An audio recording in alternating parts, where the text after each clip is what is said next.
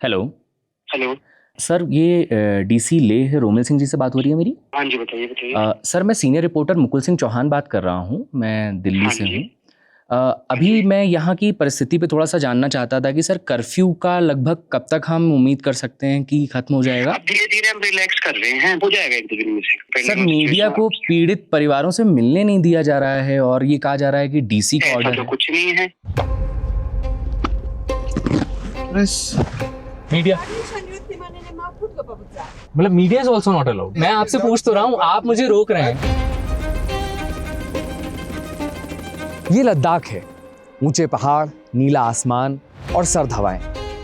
लेकिन इस वक्त यहाँ की हवाएं थोड़ी सी गर्म हो गई हैं क्योंकि उसमें एक बेचैनी शामिल है। 24 सितंबर को यहाँ पर एक प्रोटेस्ट होता है जो कि वायलेंट हो जाता है, जिसमें 4 लोगों की मौत और लगभग 70 लोग घायल हो जाते हैं।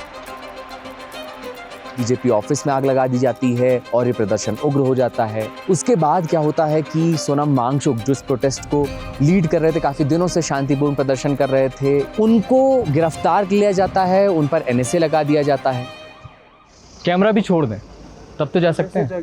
हम इस वक्त यहाँ पर आ चुके हैं दिल्ली से लद्दाख में, ये जानने के लिए कि आखिर यहाँ के जो लोग हैं वो इस पूरे घटनाक्रम को किस तरीके से देख रहे हैं, फिलहाल वो अपनी क्या मांगे कर रहे हैं। ये जो स्थिति है अभी, यहाँ पर इंटरनेट बैन है, कर्फ्यू है, धारा 163 लागू है, सड़कों पर लोग नहीं नजर आ रहे हैं, वो अपने घरों में अंदर कैद हैं, वो क्या कहना चाह रहे हैं, इस पूरी परिस्थिति को, इस पूरी सिचुएशन को हम अपने कैमरे से कैप्चर करने की कोशिश करेंगे और आपको दिखाएंगे कि लद्दाख क्या कह रहा है। मेरे अंदर रिस्पॉन्सिबिलिटी है कि एटलीस्ट मैं कुछ तो करूं, कुछ तो मैं पार्टिसिपेट करूं, तो मैं पार्टिसिपेट करनी है अभी। अगर हम लोग को कम्प्लीटली यहाँ से डेमोक्रेसी हटा भी दोगे ना, तब भी लद्दाख के लोग देश के लिए जान देने के लिए तैयार हैं।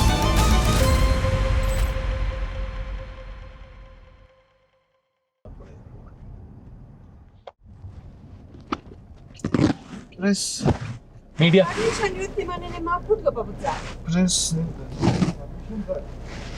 व्हाट परमिशन चाहिए ना सर मीडिया के लिए। ये परमिशन है तो this is my press ID. Actually permission आपको रिटर्न में चाहिए। कौन परमिशन देगा रिटर्न में? वो तो आपको कंसर्न से लाना पड़ेगा। किससे लाएंगे हम परमिशन? देश भर में हम जाते हैं। फिलहाल तो परमिशन नहीं है जी। मतलब मीडिया को रिपोर्ट करने की परमिशन नहीं है? नहीं, अभी यहाँ से जाने के लिए नहीं है। मतलब सर, क्या आप कुछ ऐसा दिखा सकते हैं कि मीडिया को यहाँ से जाने के लिए परमिशन नहीं? मतलब media is also not allowed. Actually हमें जब तक हमें परमिशन नहीं होगा तब तक उन्होंने बुलाया नहीं जाएगा। मतलब what kind of permission? Who will give that permission? It's your duty. No, it's not my duty. My duty is to cover this. I am here from Delhi to cover this protest. You have to take the permission from the concerned authority. Who is the concerned authority? वही तो मैं पूछ रहा हूँ आपसे। वही तो आप पूछो। मैं आपसे पूछ तो रहा हूँ, आप मुझे रोक रहे हैं। I've been instructed. मैं बिल्कुल आपकी बात समझ गया। अथॉरिटी से बात कीजिए। Who is the? I understand. You are doing your duty. I am also doing my duty. I totally understand that. उसमें कोई दिक्कत नहीं है। मैं जानना चाह रहा हूँ कि मुझे किससे परमिशन लेनी होगी, तो मैं जाकर के उससे परमिशन लूँ। तो आप मुझे हायर अथॉरिटी कौन है वो बताइए। डीसी साहब से परमिशन लीजिए। डीसी के बगैर कोई परमिशन नहीं देंगे। मीडिया को अलाउड नहीं है आगे जाना। कैसे खबर यहाँ से आएगी आगे पता नहीं है। ऑफिसर्स आगे जाने नहीं दे रहे, कई रास्तों से रोका गया, इससे भी रोका जा रहा है। तो उस लोकेशन तक जा ही नहीं पाएंगे हम, और कोई रास्ता नहीं है। ऐसा तो लद्दाख में शायद पहली बार ही हो रहा है कि मीडिया वालों को भी नहीं जाने दे रहा है। इस वक्त हम लेह में मौजूद हैं और हम आपको दिखा रहे हैं कि क्या स्थिति है। सड़क पर तो कोई नजर नहीं आ रहा है। मेनलैंड तक, दिल्ली तक लेह की कितनी आवाज जा रही है, कितनी नॉर्मलसी हो गई है, क्या आपको दिखाया जा रहा है नहीं पता। ऑन ग्राउंड जीरो पर media is not allowed to go. आप ऐसा क्या छिपा रहे हैं? 4 लोगों की मौत हुई है, उनका प्रोसेशन है, उनका फ्यूनरल निकाला जाना है। जगह जगह पर, चप्पे चप्पे पर पुलिस है। सड़क पे लोग नहीं नजर आ रहे हैं, सिर्फ पुलिस अधिकारी नजर आ रहे हैं, आर्म फोर्सेस नजर आ रहे हैं, या फिर टूरिस्ट इक्का दुक्का नजर आ रहे हैं। सर, मैं दिल्ली से आया हुआ हूँ। मुझे पता है सर, आप जहाँ से भी आए, हमारा भी तो नौकरी है। मैं अपनी मर्जी से थोड़ी कर रहा हूँ।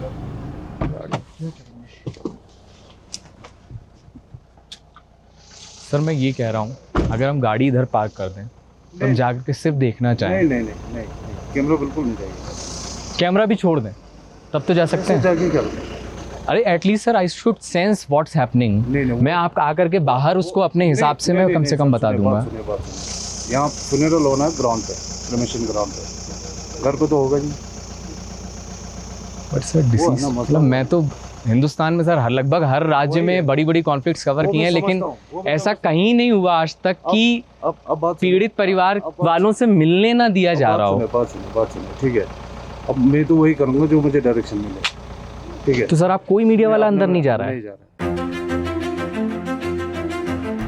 24 सितंबर को जो प्रोटेस्ट होता है उसमें 4 लोगों की मौत होती है। उनमें से 2 लोगों का आज अंतिम संस्कार होना है, फ्यूनरल होना है। हम कोशिश कर रहे हैं कि हम उनके परिवार से जाकर के मिलें। हमने उनके घर जाने की कोशिश की तो घर तक पहुंचने के लिए मीडिया को खास तौर से अलाउ नहीं किया जा रहा है। रास्ते ब्लॉक हैं, उनके घर तक पहुंचने के सभी रास्ते ब्लॉक हैं। किसी तरह से इक्का दुक्का रास्ते जो थे उनके थ्रू हम जब पहुंचे तो उनके घर के बेहद करीब ही पुलिस के जवानों ने हमें रोक लिया और उन्होंने कहा कि हमें ऊपर से आदेश हैं कि आप वहां नहीं जा सकते हैं। हमने बार बार सवाल किया कि हमारे जाने से क्या हो जाएगा, कम से कम उनकी जो प्रॉब्लम है, जो उनकी समस्या है वो तो दर्ज हो, वो तो देश तक पहुंचे कि क्या वो कहना चाह रहे हैं। तो इस पर भी हमें जाने नहीं दिया गया, कहा गया कि हमें नहीं अलाउड है कि हम आपको अंदर जाने दें। अब इस पूरी परिस्थिति में जो सवाल है वो वही है बुनियादी कि जब कर्फ्यू इम्पोज्ड है, सड़क पर कोई नजर नहीं आ रहा, सारी चीजें प्रशासन खुद कह रहा है कि उसके नियंत्रण में हैं, लोग कर्फ्यू का पालन कर रहे हैं, धारा 163 लागू है, 3 लोग 4 लोग एक साथ इकट्ठे नहीं हो सकते, उसके बावजूद मीडिया को एंट्री ना देना, मीडिया को बात ना करने देना, जगह तक पहुंचने ना देना, ये अपने आप में कई सारे बड़े सवाल खड़े करती है। हम दोनों पक्ष दिखाने आए, हम यहाँ पर ये दिखाने नहीं आए हैं कि कोई एक तरफा पक्ष दिखाने आए, हम यहाँ पर ये भी दिखाने आए हैं कि सरकार कौन से वाजिब सवाल को उठा रही है, उसके बावजूद मीडिया को ना अलाउ करना, ये मुझे तो समझ में नहीं आ रहा है।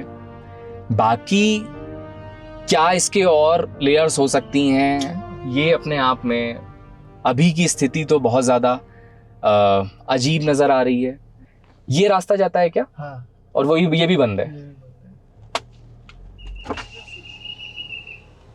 हाँ जी, मीडिया पास से कहाँ है सर? कोई अधिकारी है यहाँ पर? है बस है। थोड़ा रुकवाइए, मिलवाइए। कौन है? इन्हें का अच्छे से इन्हें का नहीं। हमें फ्यूनरल ग्राउंड पहुंचना है जहां पर अंतिम संस्कार होगा। नहीं, उधर प्रेस वाले किसी को अलाउड नहीं है। उधर प्रेस वालों को अलाउड ही नहीं है। नहीं, तो सर किसी को अलाउड नहीं है। प्रेस वालों को देश छोड़ देना चाहिए सर। नहीं, प्रेस वाले किसी को अलाउड नहीं मेरे भाई। यहाँ पर कौन है? कोई अधिकारी है जिनसे मैं बात कर सकूं? Hello sir, this is Mukul, senior reporter from gist news. I am from Delhi. Sir, we are not allowed to go visit their homes. We are not allowed to go funeral place. तो ये समझ नहीं आ रहा सर कि क्या situation ये है। सब कुछ तो कंट्रोल में है यहाँ पे। कॉन्टेक्ट अवर सीनियर ऑफिसर्स। सर कौन सीनियर ऑफिसर है सर जिससे हम बात करें? SSP साहब कहाँ मिलेंगे? आपको मिलेंगे साबू में। साबू में। बाकी मीडिया को फ्यूनरल ग्राउंड में भी नहीं अलाउड है? पता नहीं, देख लीजिए। नहीं तो यहाँ तो सर रोक रहे हैं, यहाँ से जा ही नहीं पा रहे हैं, तो नहीं अलाउड है यहाँ से।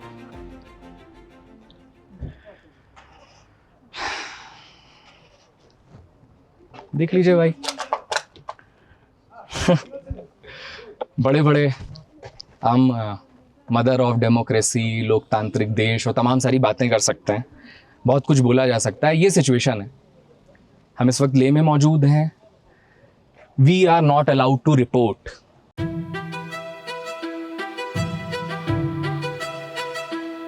मीडिया को नहीं अलाउड है।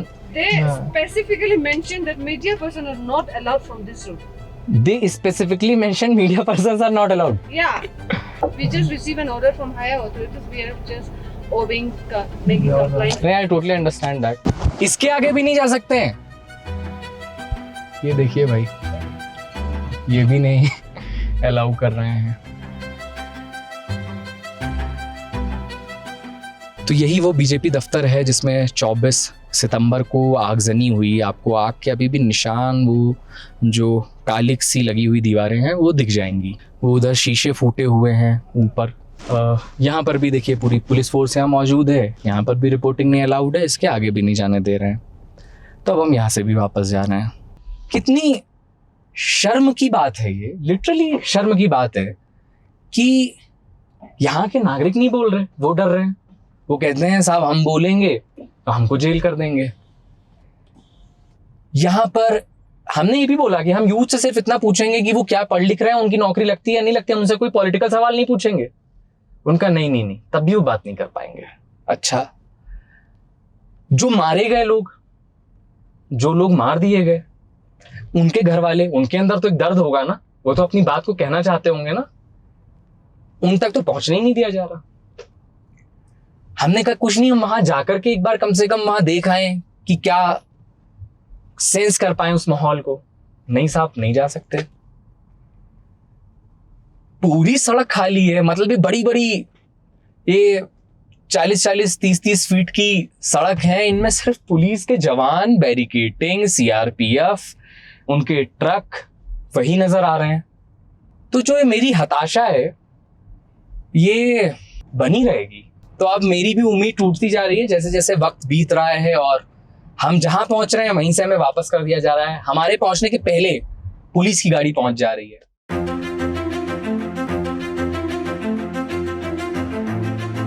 आपको इस वक्त मेरे पीछे नजर आ रहा होगा कि किस तरीके से जो स्टैंजन नामग्याल हैं उनके फ्यूनरल का प्रोसेशन यहाँ से देखिए निकाला जा रहा है। और आपको साफ नज़र आ रहा होगा कि कितनी ज़्यादा भारी तादाद में यहाँ पर पुलिस फोर्स मौजूद है। सीआरपीएफ की मौजूदगी में ये हो रहा है। और 24 सितंबर को उनकी मौत हुई। यंग थे, कुछ 20-22 साल की उम्र थी, ये बताया जा रहा है।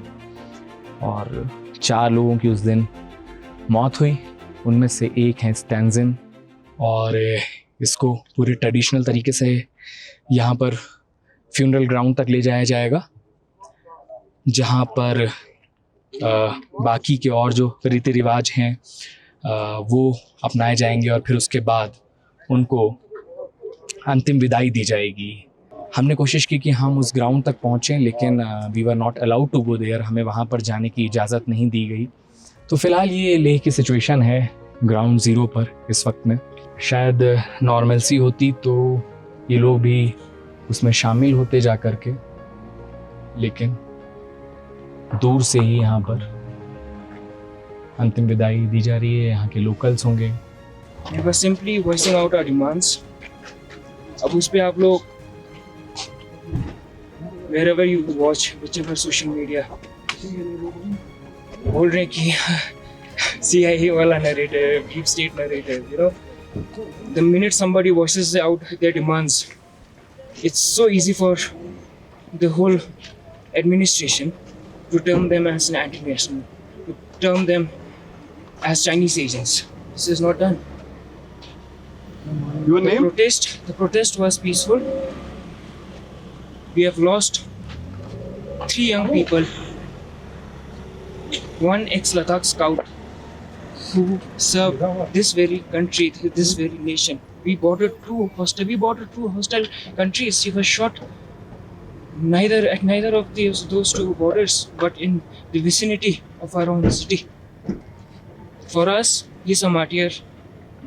He died for a cause. That too, asking for our own constitutional safeguard. Not something out of the blue, not something. We are not separatists. We are not terrorists. We are very proud citizens of this country. So please don't listen to whatever the false narratives which are being circulated at the moment. Wherever, please listen. Please keep an objective mindset. See what the demands were. See what the protest was for the past 6 years, and then form your objectives on the basis of that. It's so very easy for everybody to term us as anti-nationals for simply putting forward our demands. That is not done. हम लद्दाखीज की जो पूरे देश में एक छवि है वो ये है कि बहुत शांत होते हैं। फिर 24 सितंबर को आखिरकार क्यों इस तरीके से लोग भड़क गए, या वो गुस्सा कहाँ से जन्मा उनमें? देखिए जैसे मैं बोल रही थी कि लद्दाखी यूथ्स बहुत सारे अनएम्प्लॉयड थे जी। बहुत सारे लोग, उनके अंदर बहुत सारा फियर था, एंग्जाइटी था, और वो फियर और एंग्जाइटी उस दिन 24 सितंबर को अनफॉर्चुनेटली इस वे में आ गया जी। So, वो बहुत अनफॉर्चुनेट चीज़ था जो हम सब कंडेम करते हैं, लद्दाखी सब एकजुट होके, लेकिन उसमें 4 लोगों की जानी गई, 4 young lives were lost. That is something which is not acceptable for the Ladakhi people, not at all. Because can you imagine losing your own children in your family? No, you cannot imagine. वो कोई imagine नहीं हो सकते.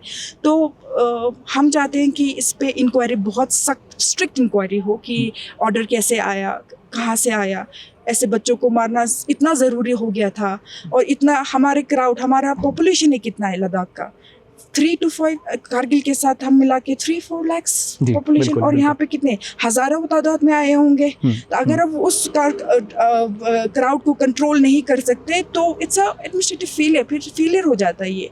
तो आपके बीच के किसी ऐसे एक यंग यूथ का इस तरीके से मार दिया जाना, ये अपने आप में, बाकी सारे लोग तो अभी घरों में अपने कैद हैं यहाँ पर, तो आप यहाँ पर आकर के अंतिम संस्कार में इसमें शामिल होने की कोशिश कर रही थी। आपको क्यों लगा कि आपको यहाँ आना चाहिए और इस तरह से शामिल होना चाहिए इसमें? क्योंकि मुझे जब स्टैंजिन जो गुजर गए थे, I thought he is like my brother, मेरे खुद के भाई जैसे लगे मुझे।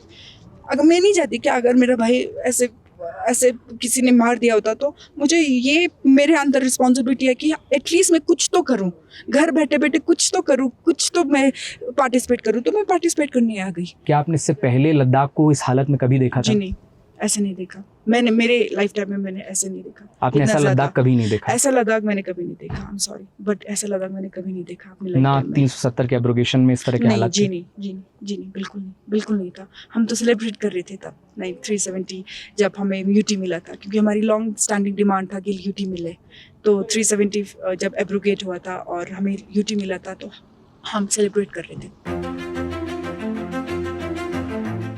हम 2 दिन से यहाँ पर हैं, लेह में मौजूद हैं, और हम कोशिश कर रहे हैं कि यहाँ से आपको जो ज़मीनी हकीकत है, जो ऑन ग्राउंड सिचुएशन है, वो दिखाने की कोशिश करें। लेकिन ये पहला एक्सपीरियंस है मेरा जब इतनी लार्ज स्केल पे भी कोई घटना नहीं है, अपने आप में उसकी इंटेंसिटी बहुत बड़ी है कि 4 लोगों का मर जाना, 80 लोगों का घायल हो जाना, लेकिन वो कोई उसमें भी अगर हम देखें तो उस दर्जे की नहीं है कि इतने ज़्यादा रिस्ट्रिक्शंस हमें देखने को मिलें।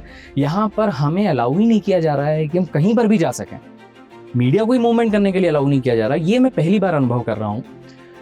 मुझे नहीं पता मैं आपको यहाँ से कितनी रिपोर्ट दिखा पाऊँगा, क्या दिखा पाऊँगा। हम कोशिश लगातार करेंगे और भी करेंगे, अभी भी हम यहाँ से हार नहीं मान रहे हैं कि हम यहाँ से छोड़ करके भाग जाएं। कहा यही जा रहा है, इसका मतलब तो यही है ना कि हम जाएं और घर में बैठ जाएं जा करके, और फिर वहां से कहें कि लोकतांत्रिक देश में हम रह रहे हैं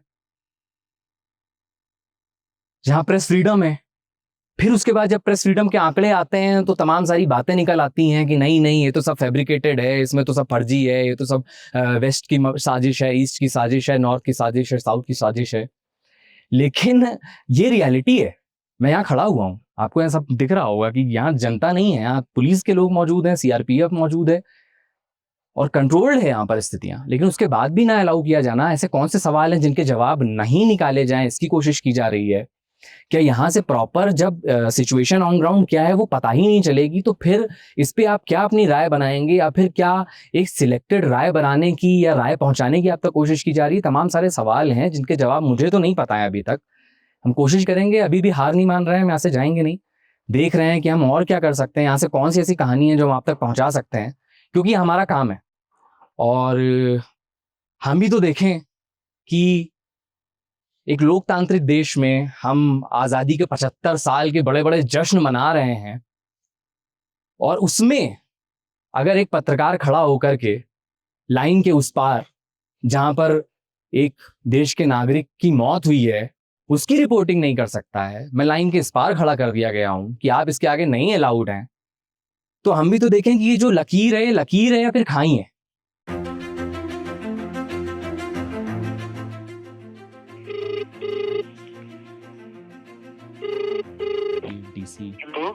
हेलो। हेलो। हाँ सर, ये डीसी लेह रोमिल सिंह जी से बात हो रही है मेरी? हेलो, हाँ जी, बताइए। सर, मैं सीनियर रिपोर्टर मुकुल सिंह चौहान बात कर रहा हूँ, मैं दिल्ली हाँ से जी। हूँ। अभी मैं यहाँ की परिस्थिति पे थोड़ा सा जानना चाहता था कि सर कर्फ्यू का लगभग कब तक हम उम्मीद कर सकते हैं कि खत्म हो जाएगा? अब धीरे धीरे हम रिलैक्स कर रहे हैं, जैसे आज भी 10 से 2 खुला है हमारा, ठीक है। जी जी। तो ऐसे हम धीरे धीरे रिलैक्स कर रहे हैं, हो जाएगा 1-2 दिन में से। अच्छा, 1-2 दिन में उम्मीद की जा सकती है। हाँ हाँ, 1 दिन में आराम से। अच्छा सर, और सर मीडिया सर मीडिया को पीड़ित परिवारों से मिलने नहीं दिया जा रहा है और ये कहा जा रहा है कि डीसी का ऐसा ऑर्डर तो है। कुछ नहीं है। नहीं नहीं नहीं, ऐसा नहीं, भी बिल्कुल भी नहीं।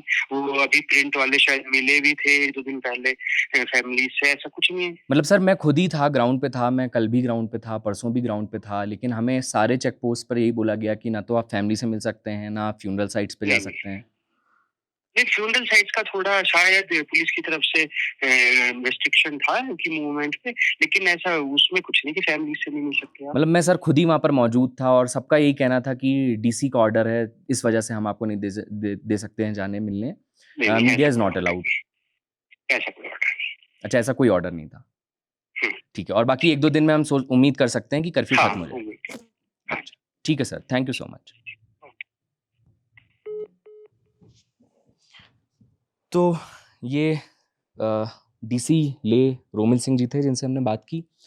इनका कहना है कि लगभग 1-2 दिन के अंदर कर्फ्यू खत्म हो जाएगा। अभी भी कुछ 2 बजे तक लगभग, आज कर्फ्यू का 7वां दिन है, रिलैक्सेशन दिया गया है। मतलब जनरल स्टोर्स, ग्रॉसरी, वेजिटेबल और फूड शॉप्स जो हैं उनको खोला गया है, जहाँ पर आप जाकर के फल सब्जी वगैरह खरीद सकते हैं। 2-3 दिन पहले भी इसी तरीके का कुछ घंटों का रिलैक्सेशन दिया गया था। अभी भी नॉर्मलसी तो नहीं है यहाँ पर, धीरे धीरे करके लाने की कोशिश स्टेट कर रहा है। इन्होंने कहा ऑन रिकॉर्ड कि ऐसा कोई भी ऑर्डर नहीं था, लेकिन हमने आपको जैसा कि दिखाया है कि हमें लगातार रोका गया कि आप पीड़ितों से नहीं मिल सकते हैं, क्योंकि हमें ऊपर से ऑर्डर हैं, स्ट्रिक्ट ऑर्डर हैं कि मीडिया को अलाउ ना किया जाए। हमने आपको दोनों साइड्स दिखा दी हैं। बाकी अब आप देखिए कि क्या स्थिति है, आपका क्या इस पर सोचना है, क्या राय है।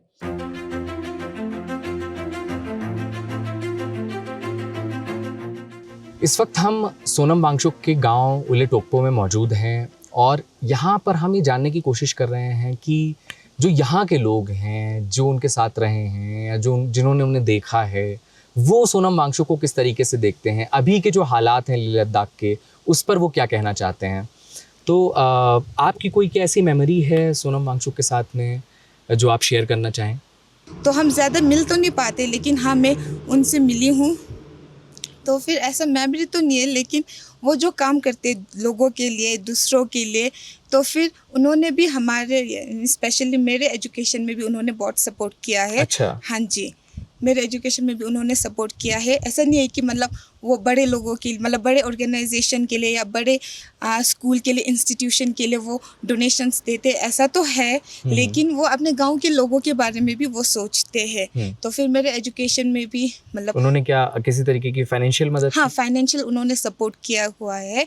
जब मैं बाहर पढ़ने के लिए गई थी चंडीगढ़ में, तब हम काफ़ी देर से यहाँ लोगों से बात करने की कोशिश कर रहे हैं कि लोग आकर के बात करें, अपनी अपने अंदर जो चल रहा है उसको बताएं, कम से कम जो देश तक पहुँचे, लेकिन लोगों के अंदर एक डर महसूस हम कर सकते हैं। क्या है इस डर की वजह, क्या आपको लगती है? मतलब अभी तो क्योंकि ऐसा पहली बार हुआ है कि लेह में गोलीबारी हुआ है, उसकी वजह से लोग डरे हुए, 4 मासूमों का जान गया है, उसके वजह से लोग डरे हुए। फिर अभी कर्फ्यू पड़ा हुआ है, अभी इंटरनेट वगैरह सब बंद है, उस वजह से अब लोग बाहर आके मतलब अपना क्या कहते हैं राय बताने में या बात करने में वो घबराहट महसूस कर रहे हैं। मतलब सभी के अंदर ऐसा डर मतलब पैदा किया गया है, मतलब उनके अंदर ऐसा डर बसा हुआ है वायलेंस के बाद, इसलिए वो बाहर आके नहीं बोल पा रहे। तो हम यहाँ पर आए हुए थे, ये सोनम वांगचुक साहब का गाँव है। हम यही समझने के लिए आए हुए थे कि यहाँ के जो लोग हैं वो किस तरीके से इस पूरे घटनाक्रम को, इस पूरी टाइमलाइन को देख रहे हैं, उनका क्या कहना है, उनके क्या थॉट्स हैं। बहुत सारे लोगों से हमने बात करने की कोशिश की कि उनको हम कन्विंस कर पाएँ कि वो आएँ और अपनी बात रखें। बहुत मुश्किल हो रहा है, ऐसा टाइम भी है, लेकिन फिर भी आपने हमसे बात की, बहुत बहुत धन्यवाद आपका।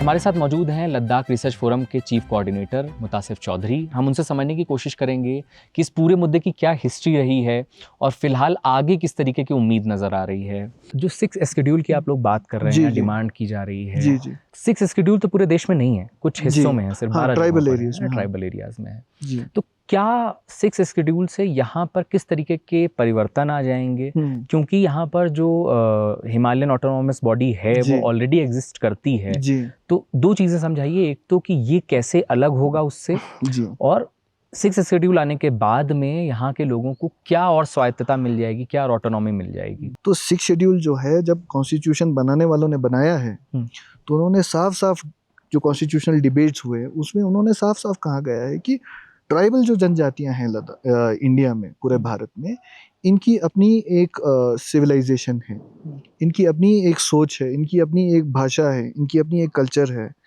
तो इन सब की संरक्षण के लिए 6 शेड्यूल ज़रूरी है, महत्वपूर्ण है। ठीक है, तो इनको 6 शेड्यूल एरियाज में देके इनको अपना एक ऑटोनॉमी दिया जाए। ऑटोनॉमी ऐसा नहीं कि भारत के बाहर भेज दिया या संविधान के बाहर भेज दिया, वो ऑटोनॉमी भी संविधान से ही आता है। तो ऐसा नहीं कि संविधान लागू ही नहीं होगा 6 शेड्यूल एरियाज में, संविधान से ही ये सब चीज़ें लागू हो रही है। और 6 शेड्यूल के अंदर भी गवर्नर के पास पावर रहता है किसी भी एरिया को घटाने बढ़ाने का। नेशनल सिक्योरिटी के जब बात आती है तो वहाँ से ज़मीन लेके आर्मी को देना। हमारी इच्छाएं वही थी, इतनी सी है कि जिस तरह बाकी देश के लोगों के पास MP, MLAs, सरपंच वगैरह होते हैं, हमें भी वो चाहिए।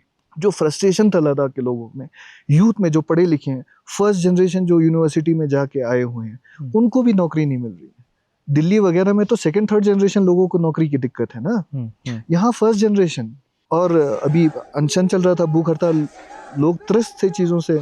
और लद्दाख फेस्टिवल और ये फेस्टिवल वो फेस्टिवल मना रहे हैं, मतलब चिढ़ाने लायक हो गया ना कि लद्दाख के लोग भूख हड़ताल पे बैठे हुए हैं, अब एडमिनिस्ट्रेशन का दम दिखा के आप फेस्टिवल मनवा रहे हो एक कोने में। तो मतलब ये सब चीज़ें करते हैं तो लोग गुस्सा होते ही। जो लद्दाख फेस्टिवल का हमें रास्ते में टेंट लगे दिखे अभी, तो ये साथ के साथ चल रहा था जब ये भूख हड़ताल चल रही थी। बिल्कुल बिल्कुल। ये बाकी बॉर्डर स्टेट्स में क्या दिक्कत है मुझे नहीं मालूम, लेकिन लद्दाख जो है इसमें देशभक्ति की भावना जो है ओतप्रोत है।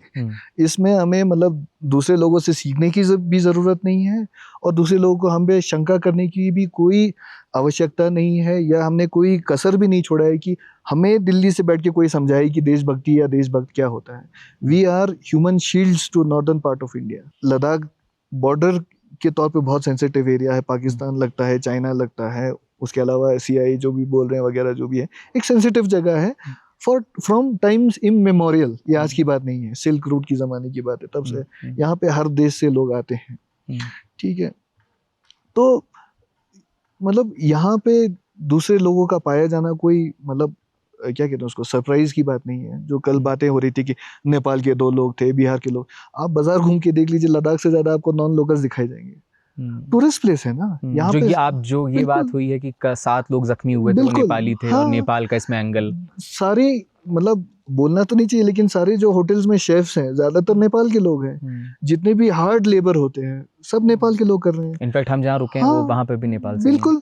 तो सारे जो कंक्रीट का काम होता है बिहार के लोग आके करते हैं, लकड़ी का काम ज्यादा लोग पंजाब के लोग आके करते हैं, इलेक्ट्रिशियन का काम जम्मू के लोग आके करते हैं। अब जिस दिन प्रोटेस्ट हुआ उस दिन कर्फ्यू तो नहीं था, लोगों का चलना फिरना तो था ना वहाँ पे, तो वो मार्केट एरिया है, लोग चलते हैं, सेक्रेटेरिएट एरिया है। तो वहाँ पे अब सोचने वाली बात यह है कि वहाँ पे नेपाल के लोग कैसे पाए गए, ये आश्चर्यचकित होने वाली चीज़ नहीं है। सोचने वाली बात यह है कि बंदूक में से गोली कैसे चलाई आपने कि जो साइड से खड़े होकर लोग देख रहे थे उनके ऊपर गोली लग गई। देखिए अभी मैं इतना भी बोल दूँ कि कल 6 तारीख को भी अगर मीटिंग फ्रूटफुल नहीं होता है, लद्दाख के लोग फिर भी इस देश के प्रति समर्पित रहेंगे। समझ रहे हैं आप? अगर हम लोग को कम्प्लीटली यहाँ से डेमोक्रेसी हटा भी दोगे ना, तब भी लद्दाख के लोग देश के लिए जान देने के लिए तैयार रहेंगे। लेकिन लद्दाख के लोगों को भी तो उम्मीदें हैं ना इस देश से, कुछ इस संविधान से कुछ उम्मीदें हैं। कहा जाता है कि पहाड़ सब सह जाते हैं, ठीक ही कहा जाता है। लेकिन इन बर्फीली चट्टानों के बीच में जो लोग रहते हैं, जो हमारे आम हिंदुस्तानी लद्दाखी रहते हैं, उनकी भी कुछ मांगे हैं, उनकी भी कुछ उम्मीदें हैं और वो कुछ हक मांग रहे हैं। आज से नहीं मांग रहे, काफी लंबे वक्त से मांग रहे हैं। उनसे बात करो तो वो बोलते हैं कि जब 2019 में हमें यूटी बनाया गया था तो हमें बहुत उम्मीद थी कि हम दिल्ली के करीब पहुंच जाएंगे, लेकिन साहब ब्यूरोक्रेसी के जाल में हम ऐसा फंसे कि दिल्ली हमसे दूर होती चली गई। 24 तारीख को जो भी कुछ हुआ उसको किसी भी तरह से जस्टिफाई नहीं किया जा सकता है, कोई नहीं कर सकता है। ना ये लोग कर रहे हैं, ना मैं कर सकता हूं, ना आप कर सकते हैं। हिंसा किसी भी समस्या का समाधान तो है नहीं। उस दिन 4 लोगों की जो अनफॉर्चुनेट डेथ हुई, 70-80 लोग घायल हुए, वो सब अनजस्टिफाइड है। लेकिन 2019 से ये शांतिपूर्वक जो प्रदर्शन यहाँ के लोग कर रहे थे, तमाम लोग यहाँ के बार बार दिल्ली जा रहे थे, वापस लौट रहे थे, ये सारी मांगे लेकर के स्टेटहुड की, तब तक कोई सुन क्यों नहीं रहा था? सवाल तो ये भी है। कर्फ्यू लगा हुआ है, इंटरनेट बैन है, सोनम वांगचुक जो यहाँ के लीडर थे उनकी गिरफ्तारी हो चुकी है। इन सारी चीजों के बीच में लोग अभी अपने घरों में हैं, डरे हुए हैं, ऑन कैमरा बात करने को तैयार नहीं है। उन्हें लगता है कि अगर वो कुछ बोलेंगे तो पुलिस उन्हें उठा ले जाएगी। आखिर में राष्ट्रपिता महात्मा गांधी की बात कहना चाहता हूं स्वराज को लेकर के, और एक उम्मीद है वो भी साझा कर देता हूं। महात्मा गांधी कहते थे कि स्वराज का जो असली मतलब है वो केवल अंग्रेजों से आजादी नहीं है, उसमें हमारे संसाधन और हमारी धरती पर नियंत्रण भी शामिल है। अब आप बताइए कि आपको ये रिपोर्ट कैसी लगी, हमारा प्रयास कैसा लगा, लद्दाख की जो आपको स्थिति नजर आ रही है उस पर आपका क्या कहना है? पसंद आई हो तो वीडियो को लाइक करिएगा, चैनल को सब्सक्राइब करिएगा। कैमरे के पीछे हमारे साथ शामिल हैं एजाज खान, मेरा नाम है मुकुल सिंह चौहान। इस उम्मीद में कि लद्दाख फिर से अपने रंग में वापस लौटेगा, हमें फिर से अपनी बाहें खोल करके बुलाएगा कि आइए और हमारी चोटियों में आकर के बाइक राइड करिए, हमारी इंडस में आकर के अपने पैर डाल करके बैठिए और सुकून का एहसास करिए। तब तक के लिए जय हिंद।